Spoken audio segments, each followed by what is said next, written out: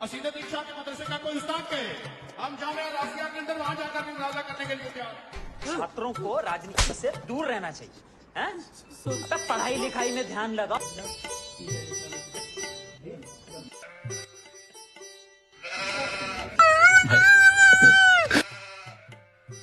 मुझे अपने घर जाना है, मुझे घर जाना है, मुझे अपने घर जाना है। समझ रहे हो?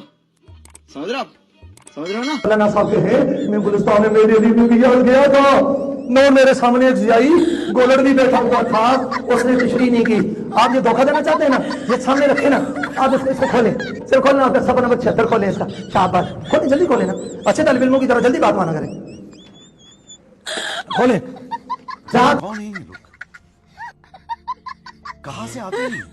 किताब खोलें और साथ दिमाग की गिरे भी खोलें, पकड़ की डोरी जल्दी खोलें, मोड़ना